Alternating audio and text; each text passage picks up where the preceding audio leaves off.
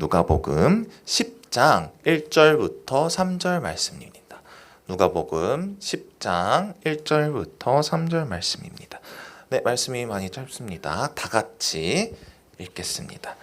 그 후에 주께서 따로 70인을 세우사 친히 가시려는 각 동네와 각 지역으로 둘씩 앞서 보내시며 이르시되 추수할 것은 많되 일꾼은 적으니 그러므로 추수하는 주인에게 청하여 추수할 일꾼들을 보내주소서 하라.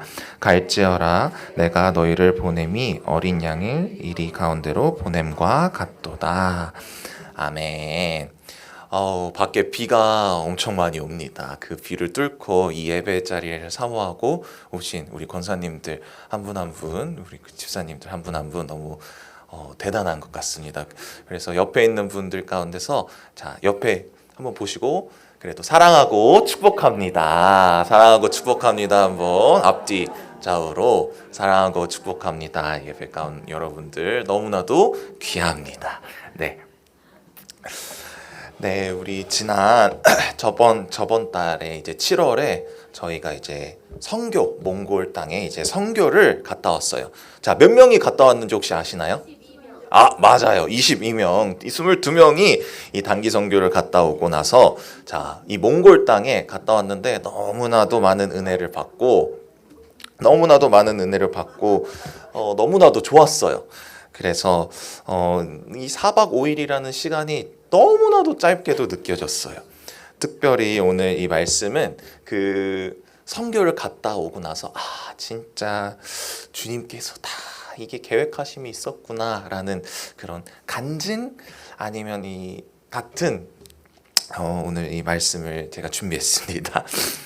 그래서 오늘 특히나 이 누가복음 10장 1절에 보면요. 그 후에 주께서 따로 70인을 세우사 친히 가시려는 각 동네 각 지역에 둘씩 앞서 보내시며 라는 이 말씀을 주시면서 제가 이제 이 말씀을 묵상하다가 이런 생각이 들었어요.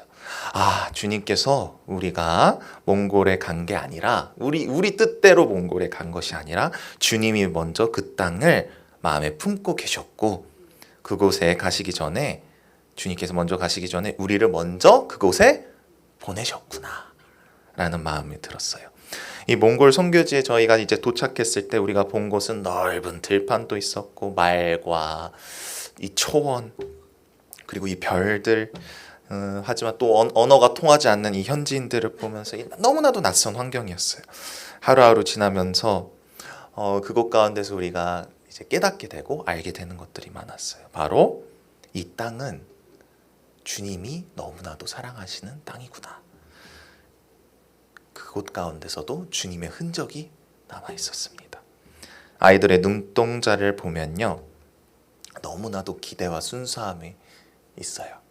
말이 통하지 않더라도 언어가 통하지 않더라도 눈빛만으로도 그 분위기만으로도 이 언어가 필요가 없을 정도로 함께 웃고 떠들며 너무나도 재밌는 시간을 보내고 왔습니다. 선교팀 전체적으로 다 같이 나눔을 했을 때 공통적으로 딱 이 말로 통일될 수 있을 것 같아요. 예수님의 마음이 그곳에 계셨습니다. 예수님께서도 그곳에 우리와 함께 그들과 함께 계셨다. 우리가 준비한 것은요. 문화행사, 무언극, 음식 이런 간단한 것들이었지만 그 일들을 통해서더라도 하나님께서는 사용하셨어요. 그 일들, 그 조그만 일들을 통해서 하나님의 나라가 이 땅 가운데 세워져 가는 것을 우리는 보고 느꼈습니다. 하나님이 그들을 너무나도 사랑하시고 우리도 너무나도 사랑하시는 것을 그곳 가운데서 깨닫게 됐습니다. 오늘 말씀은요. 예수님은 이 70인의 이 제자들을 각 동네와 각 지역으로 보내셨습니다. 그리고 그들이 간 곳은 아무나 가는 곳이 아니었습니다. 예수님이 직접 가시려고 했던 곳이었습니다. 제자들은 예수님보다 앞서 가는 사람들입니다. 자, 제자들은 예수님보다 먼저 예수님이 가시려고 하는 곳을 앞서 가는 사람들이라는 거예요. 예수님의 마음이 머무르는 곳에 우리가 먼저 그곳에 가 있어야 되는 사람들이라는 거예요. 예수님이 하실 일을 우리가 가서 준비하고 하나님의 평안을 전하고 하나님의 나라가 가까이 왔음을 알리는 사람들입니다. 우리가 몽골에 간 것은 단지 한 번의 선교의 일정, 그냥 교회의 행사가 아니라 예수님이 그 땅을 향한 뜻이 있었기 때문에 가게 된 것입니다. 우리가 예수님보다 먼저 그 땅에 가가지고 복음을 전하려고 했는데 예수님께서도 미리 다 준비하셨다는 거예요. 예수님은 오늘도 누군가를, 여러분들을 어떠한 곳에서 어떠한 곳으로 보내시려고 준비하고 계십니다. 아니면 먼저 여러분들을 그곳에 부르시고 계십니다. 오늘의 본문을 통해서 세 가지의 질문을 여러분들께 던져보려고 합니다. 나는 보냄받은 제자로 살고 있는가? 두 번째, 나는 지금 예수님이 가시려는 곳에 마음이 있는가? 그리고 내가 서 있는 자리가 하나님의 나라와 가까운 곳인가를 대해서 오늘 말씀을 통해서 여러분들과 함께 묵상하며 알아가 보겠습니다. 자, 오늘 본문 1절을 다시 한번 볼게요. 그 후에 주께서 따로 70인을 세우사 친히 가시려는 각 동네와 각 지역으로 둘씩 앞서 보내시며, 자, 주님은 아무 곳에나 보내시지 않으셨어요. 친히 가시려는 곳, 이미 주님이 계획하심이 있는 곳, 사랑이 머물러 있는 곳으로 우리를, 그리고 이 제자들을 보내셨어요. 먼저 그곳에 간다는 것은 예비한 삶을 의미한다는 것입니다. 성경에는 많은 인물들이 나와 있어요. 먼저 보냈어요. 누가 있을까요? 요셉, 애굽에 먼저 보냈어요. 그 다음에 이제 가족들을 보내심으로 그 이스라엘을 더욱 세우셨죠. 또한 누가 있을까요? 세례 요한이 예수님보다 먼저 앞서 간 사람이었어요. 자, 예수님의 마음을 닿는 곳에는 먼저 가는 사람이 있어요. 그게 바로 우리는 제자라고 부릅니다. 예수님은 또한 아무데나 그곳으로 보내시지 않습니다. 친히 가시려는 곳으로 보내세요. 아무 곳에나 보내시지 않는 거예요. 예수님께서 친히 그곳을 가시려는 곳을 제자들을 보낸다는 것입니다. 즉 예수님의 계획과 의지, 또한 예수님의 그 사랑이 머무르는 곳에 그 제자들이 보내신다는 것입니다. 우리 분당 오륜교회가 몽골 땅에 간 것 또한 마찬가지입니다. 우리도 그곳은 가볼 만한 땅이었기 때문에 간 것이 아니라 하나님의 마음이 그곳에 있었기 때문에 보내신 것입니다. 그 땅 가운데 이제 하나님의 나라가 가까이 왔음을 우리는 전하려고 갔습니다. 자, 하나님은 어떤 사람이 먼저 그 땅을 세우시고 예수님이 가실 길을 준비하게 하십니다. 사람을 먼저 보내시고 이미 그 가운데서 길을 만들어 놓으셨다는 거예요. 그것을 믿고 의지하고 가는 것이 바로 제자입니다. 제자들의 사명이고 우리가 나아가야 할 길입니다. 우리가 그 나아가야 할 길을요, 종종 예수님보다 먼저 그 길을 앞서 나아가는 것에 대해서 불안함을 느낄 때도 있습니다. 아무도 안 본 곳, 아무도 먼저 가지 않는 곳을 간다는 것에 두려워하고 위험하다고 느낄 수도 있습니다. 하지만 성경에서는 계속 말씀하고 계세요. 하나님께서 하나님의 사람들을 먼저 앞서 보내시는 분이라고.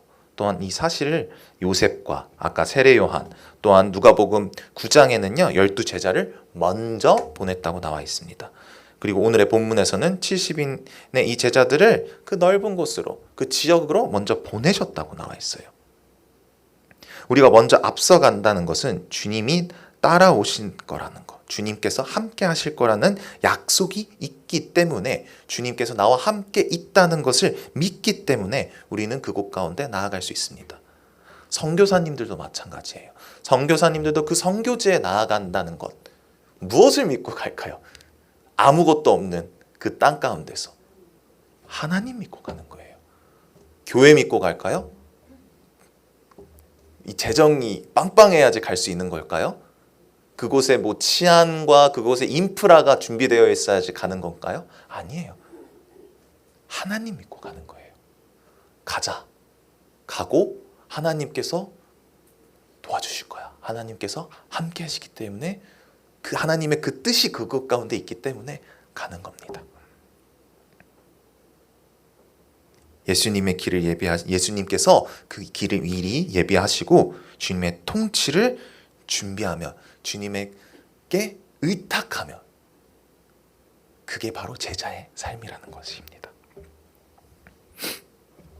자, 예수님께서는 이 70인의 이 제자들을 동네와 마을로 보내셨습니다. 그 말은 복음은 거창한 이 뭐 나라의 이름이나 특별한 장소에만 국한되어 있지 않습니다. 자, 우리가 지금 발디딛고 있는 일상의 자리에도 포함이 된다는 것입니다. 그 일상의 자리가 선교지가 될 수도 있다는 거예요. 굳이 나라가 될 필요가 없다는 거예요. 여러분들의 직장, 여러분들의 학교, 뭐 가정, 아니면 여러분들이 지금 카톡방, 여러 단톡방이 있으시죠? 100명, 200명 있는, 아니면 열 몇 명이, 그것 또한 선교지가 될 수 있다는 것입니다. 내가 먼저 주님의 마음을 품고 살아간다면 그곳이 주님이 함께 계신다는 거예요. 함께 그곳에 가시려고 하는 곳이 된다는 것입니다. 제자는 예수님이 발걸음보다 먼저 가서 그 길을 준비하는 사람입니다. 그리고 그 길 끝에는 반드시 예수님께서 우리와 함께 오신다는 겁니다. 자, 3절 한번 같이 읽어보겠습니다. 네, 갈지어다 내가 너희를 보냄이 어린 양을 이리 가운데로. 자, 앞서 우리를 제자는 예수님보다 먼저 가는 사람이라고 말했습니다. 제자는 예수님보다 먼저 가는 사람, 주님의 마음이 있는 곳에 미리 가는 사람이라고 했어요. 그렇다면 이제 이런 질문이 우리는 따라올 수 있어요. 그 길 안전해요? 어떻게 그 길을 갈 수 있을까요? 근데 예수님은 오늘 제자들에게 이렇게 얘기하고 있습니다. 내가 너희를 보냄이 어린 양을 이리 가운데 보냄과 같다고. 내가 너희들을 거기 보낸 것은 마치 이리들이 있는 곳에 너희들을 보낸 거와 같다고 말씀하시는 겁니다.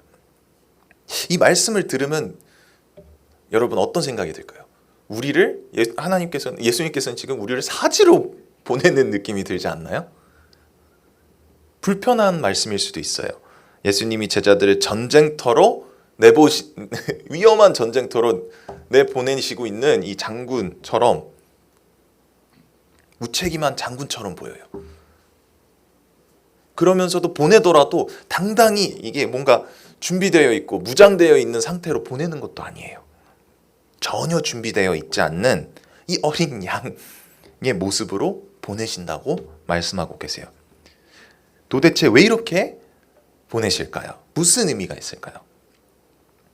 이 말씀은 우리에게 세상의 이 현실적인 상황을 보여주고 있습니다. 세상은 이 복음을 받아들이기보다는 종종 거절하고 오히려 공격을 합니다. 예수님께서 친히 복음을 전하실 때도 환영받기보다는 배척과 거절과 비판을 받았습니다. 사마리아 사람들이 예수님을 마을에 들이지 않았던 적이 있었고, 바리새인들이 끊임없이 예수님을 시험하고 비판하고 괴롭히고, 결국 예수님은 어떻게 되죠? 십자가에도 못 박히십니다. 그러한 곳에, 그러한 세상 가운데 예수님은 이 제자들을 보내고 계신다는 겁니다. 그리고 말씀하고 있어요. 너희는 지금 양처럼 연약한 존재야. 하지만 두려워하지 마. 왜냐하면 너희는 너희 자신을 의지하는 것이 아니라 이 때문이야. 누구를 의지하면 돼? 목자인 나를 의지하면 돼. 이 말씀은 자, 이리대로 보낸다. 이 어린 양들을 이리대로 보낸다는 이 말씀은요. 절망의 말씀이 아니라 신뢰를 기초로 한 파송인 거예요. 그렇다면 왜 어린 양으로 보내셨을까요? 전사나 뭐 사자나 뭐 용사 이런 약간 용감한 표현이 아니라 어린 양으로 표현하십니다. 우리는 여기서 복음 사역의 본질을 대해서 깊게 한번 생각해 봐야 되게 됩니다. 예수님께서는 일부러 어린 양이라고 표현하신 이유는요. 복음은 강압이나 지배나 억지로 전하는 것이 아니라 우리들의 그 연약함 가운데 드러나는 주님의 능력으로 전해지시는 것이기 때문입니다. 나의 잘남과 나의 능력과 나의 있음으로 복음을 전하는 것이 아니라 나의 연약함으로 나타냄으로써 주님께서 그 나의 연약함 가운데서 사용하신다는 거예요. 제자들은 세상 속에서 겸손히 온유하게 순종으로 복음을 전하는 사람입니다. 복음을 전하는 자의 태도에 따라 그 향기가 달라진다는 거예요. 냄새가 아니라 향기가. 신대원에서 저희 교수님이 재밌는 말씀을 하셨었어요. 여러분들 가끔 우리는 양처럼 보내심을 받았음에도 불구하고 양의 모습은커녕 양아치처럼 행동할 때가 많다고. 와, 이게 라임이 맞는데도 확 와닿는 거예요. 양처럼 만났는데 양이 아니라 양아치처럼 예수 믿으세요. 강압적으로, 억지로 믿으라고, 가스라이팅. 자기의 의로 가득 차서 정죄하듯이 복음을 전하면서 말하고 있는 사람들이 있고, 상대를 무시하고 상대를 깔보면서 내가 가진 신앙이 더 낫다고 말하거나, 겸손과 순종 없이 사람들을 억누르려고 하고, 정죄하고. 예수님은 우리를 어린 양으로 보내셨지 양아치로 보내시지 않았습니다. 웃음이 나오는 말, 약간 웃겨요, 이 말씀이. 근데 이 말이 웃긴데 너무나도 본질을 찌르는 말입니다. 예수님의 제자는요, 강한 척하는 사람이 아니에요. 잘난 척하는 사람이 아니에요. 진짜 주님의 마음을 품고 어린 양처럼 사랑하며 나아가는 사람입니다. 상처를 안고 이 아픈 사람들에게 이 위로를 할 수 있는 사람, 무지한 이들에게 진리로, 무관심한 이들에게 삶으로, 본으로 이 복음을 전할 수 있는 사람이 되어야 됩니다. 내가 하는 게 아니라 나는 연약합니다. 나는 부족합니다. 하나님께서 도와주셔야지 할 수 있습니다. 라고 고백할 수 있는. 예수님이 양처럼 보내셨다는 것은 곧 너희는 나처럼 살아라. 나가 누굴까요? 예수님. 그 어린 양의 예수님처럼 너희도 나처럼 그 일 가운데서 살아라. 하나님의 그 어린 양이신 그 예수님을, 폭력을 쓰지 않으시고 죄인들을 향한 사랑으로 십자가에 못 박혀 죽으신 그 예수님의 그 사랑을 너희들도 경험했으면, 그 경험한 너희만 경험하는 것이 아니라 경험하지 못한 이들에게 복음을 전해라. 그 사랑을 전해라. 오늘도 우리에게 이렇게 말씀하고 계세요. 너희가 양처럼 보일 때 나의 능력이 너희를 통해 일할 거야. 세상이 보기에는 너무나도 연약하고 보잘것 없어 보여도 내가 너희를 지키고 보호하고 너희를 사용할 거야. 그것을 우리는 몽골에서 경험했다는 거예요. 우리의 능력보다 순종을 배웠습니다. 언어가 부족하도 준비가 완벽하게 돼 있지 않아도 주님께서, 성령님께서 다 인도해 주셨다는 거예요. 왜냐? 예수님이 함께 하셨기 때문에. 단기 선교 가운데요, 너무나도 재밌는 일들이 많았어요. 준비는 완벽하게 한 것 같아요.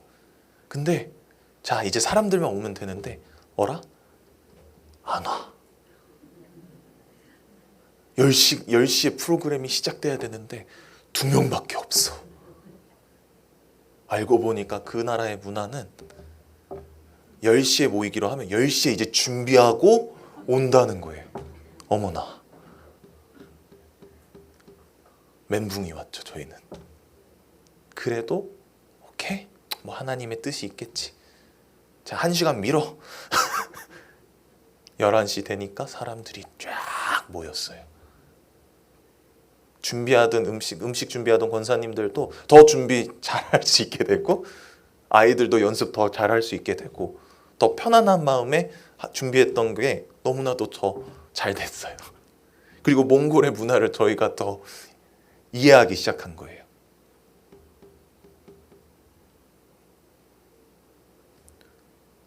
한 시간 동안 우리가 기다리는 동안 먼저 온 친구들과 말이 안 통해도 관계라는 걸 맺게 되면서 친해지고, 그 친해진 가운데서 우리가 발표하는 것에 대해서 거부감을 느끼지 않게 됐다는 거예요. 그 1시간 동안 하나님께서는 이 1시간 동안 너희들이 준비해봐, 너희들이 관계를 가져봐 라는 그 시간을 주신 것 같아요. 너무나도 놀라워요.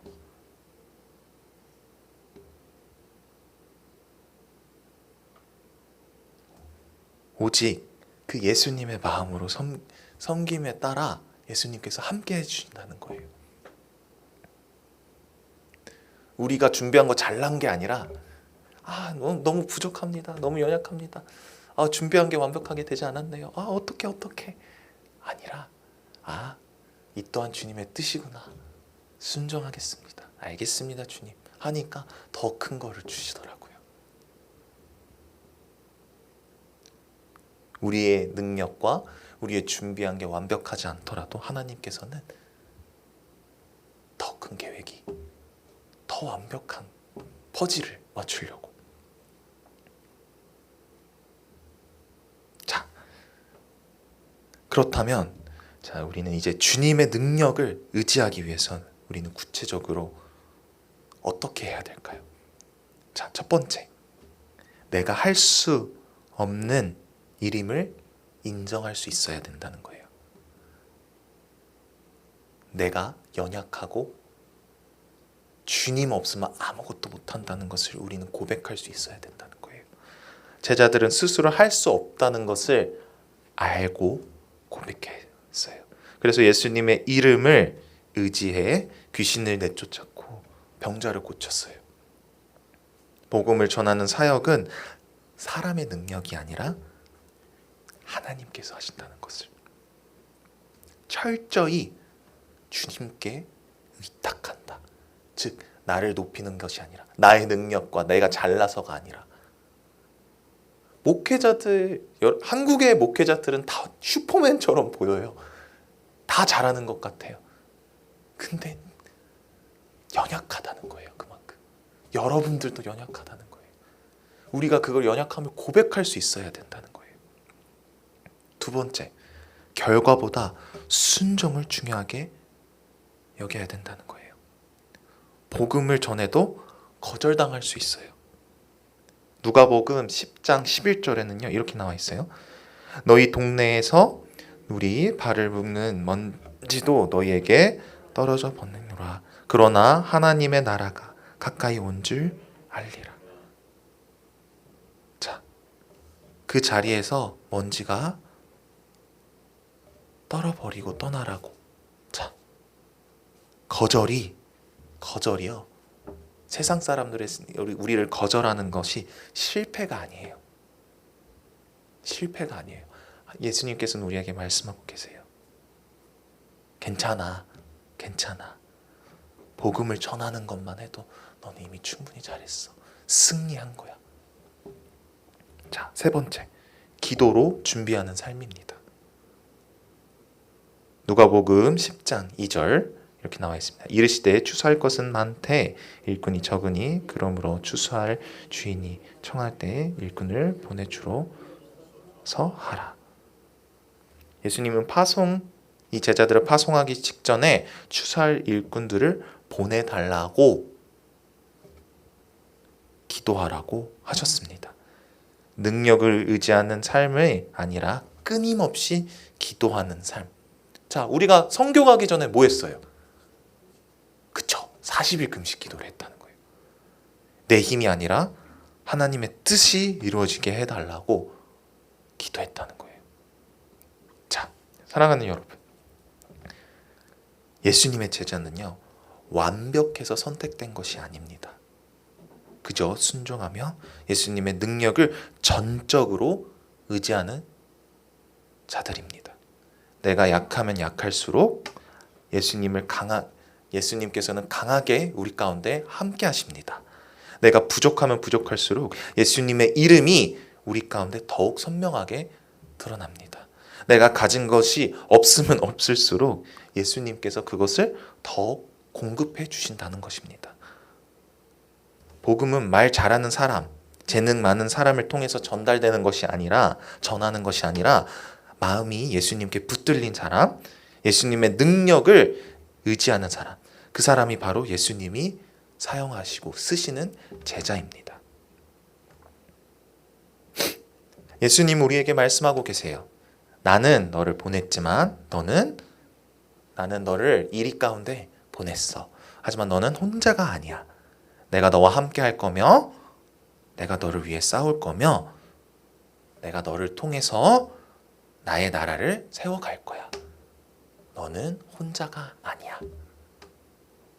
오늘도 우리는 어딘가에 가정 가운데, 직장 가운데, 공동체 가운데 어디에 있든지 그곳에 서 있는 마치 어린 양들입니다. 하지만 그 양들 뒤에서 우리를 위해 싸우시는 목자 예수님이 함께 우리와 계신다는 것을 우리는 잊어버리면 안 됩니다. 오늘 누가복음 10장 1절부터 3절 말씀을 통해서 우리는 제자의 삶이 어떤 길인지를 알게 됐습니다. 두 가지의 사실을 특히나 많이 강조하셨어요. 그것이 뭐냐면 바로 내가 가고자 하는 곳으로 너희를 먼저 보냈다. 그리고 두 번째, 너희는 양처럼 연약하게 보내졌다. 그러나 너의 능력으로 의지하는 것이 아니라 나의 능력, 나를 의지하라는 것입니다. 오늘도 주님은 우리를 먼저 보내셨습니다. 그 보내신 그 길이 익숙하지 않아도 때로는 그 길 가운데, 그 세상 가운데 이리들이 너무나도 많을 수 있어요. 고난과 고통, 핍박 너무나도 많을 수 있어요. 우리들이 그 좁은 길을 가는 가운데서 너무나도 두려워하고 나의 연약한 모습들이 너무나도 많이 나타날 수도 있어요. 하지만 우리는 잊지 말아야 될 것이 있어요. 우리는 양으로서 목자 대신 주님만을 의지하며 그 길을 나아가야 합니다. 그리고 제자는 자신의 생각이 아니라 주님의 말씀에 순종하며 움직이는 사람입니다.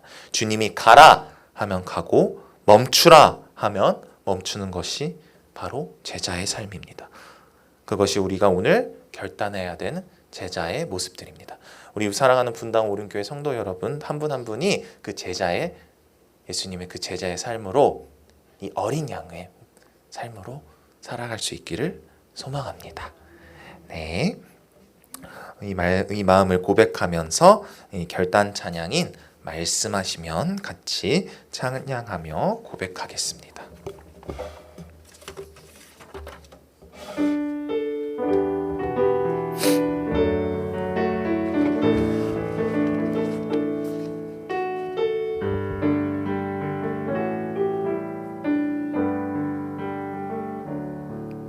주님 말씀하시면 내 내가 나가리라.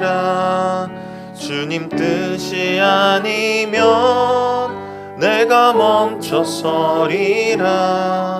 나의 가고 서는 것 주님 뜻에 있으니 오 주님 나를 이끄소서.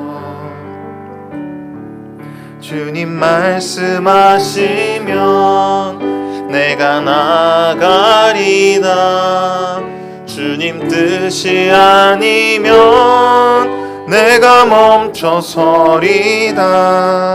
나의 가고 서는 것 주님 뜻에 있으니 오 주님 나를 이끄소서. 뜻하신 그곳에 나 있기 원합니다. 이끄시는 대로 순종하며 살리니 연약한 내 영혼 통하여 일하소서.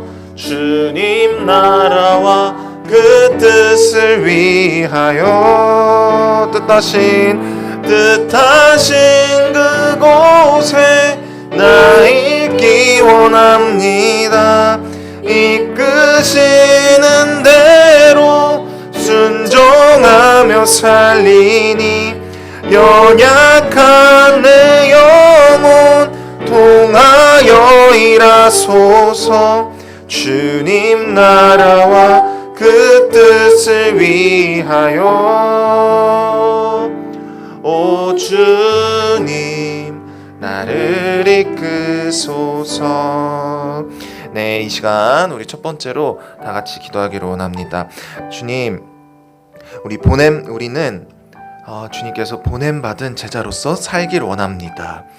주님이 가시려고 하는 그곳에 내가 먼저 가서 길을 예비하는 제자로 살게 하여 주시옵소서.